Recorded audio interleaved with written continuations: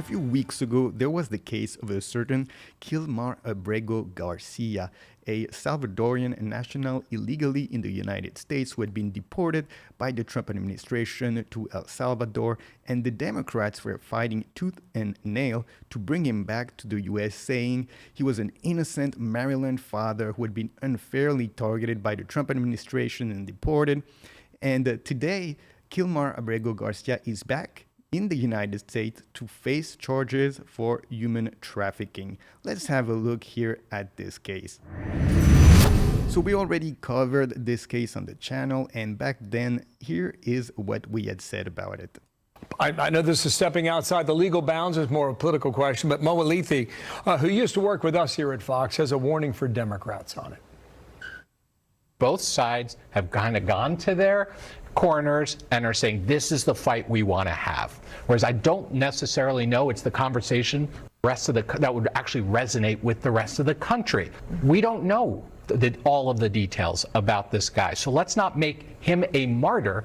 And this is an absolutely stupid hill for the Democrats to die on. They've decided, you know, without any idea as to who this guy is, to you know, they've decided to go full force defending this Salvadoran national who's been deported to El Salvador, his country of origin. And they're going to have a very, very hard time, especially that they are doing that now without having done the background research on this guy. Because if they had actually done the background research, then they would know that this guy, he is not someone that you should be going out of your way to defend.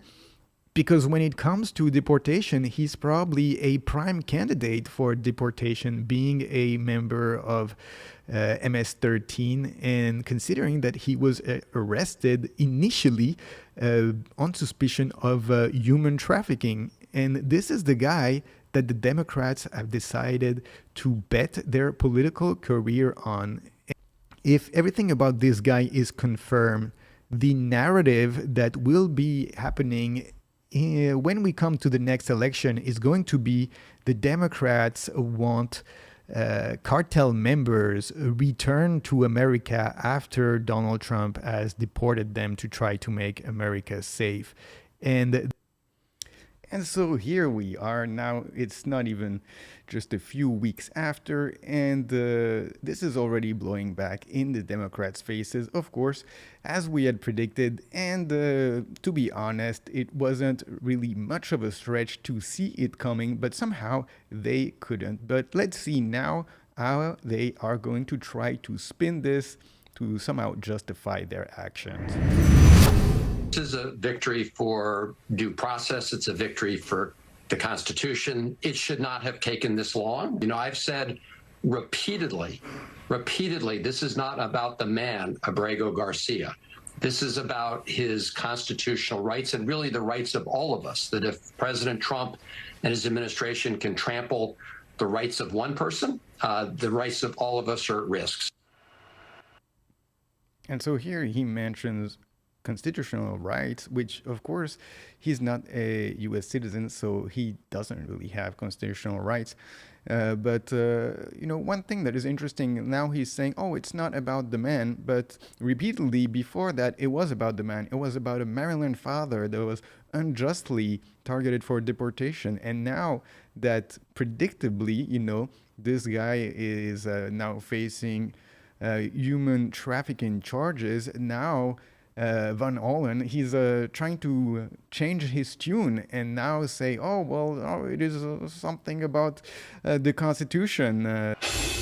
Here to unpack more, Mike Davis, founder and president of the Article 3 Project and former Gorsuch clerk, and Matt Towery, pollster and political analyst. I want to start with Matt here, just on the politics of this, then we're going to get back to this indictment. The politics of this. Chris Van Allen said, well, this is not about the man. What do the American people see here? Well, you know, he got his due process, right? He's coming back and he's facing these federal charges. And I think the Democrats keep doing this in every category. They keep gravitating to things that the average American thinks are just crazy, that just don't make any sense. I don't know of a single Democrat who defended him specifically against any crimes, because he wasn't charged with any crimes. He doesn't have any criminal history, to my knowledge, or a criminal record, and there were no charges outstanding when he got unceremoniously picked up and flown out of the country. I mean, that's called a disappearance. That's what happens in authoritarian societies. They obviously want to make this about whether or not he ends up being a good guy or a bad guy, but it's not a moral question. Mike, your reaction to this tonight? That is nonsense. The Democrats defended this guy as simply a Maryland father and a construction worker. They tried to canonize Kilmar as a saint, St. Kilmar of Maryland. Now this Maryland's father is going to be a Tennessee prisoner. Maybe Chris Van Hollen, the Maryland senator, can go have whiskey in Tennessee with this guy instead of margaritas down in El Salvador.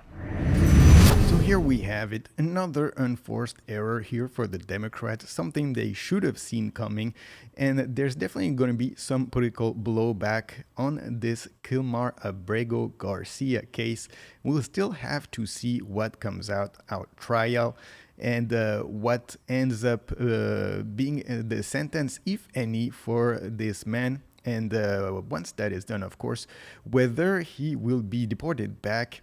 But perhaps that will take a long time considering the charges that are standing against him. But anyway, that is it for our videos. Thank you for watching this video. Don't forget to subscribe to the channel and leave a like. And I will see you all on the next one. Peace. Hit me with that like and sub to the channel. Hit me with that like and click the effing bell. Click that bit, alright. The algo recommends for she gon' like. The algo knows you well. Hit me with that like, subscribe to the channel. Hit me with that like and click the effing bell.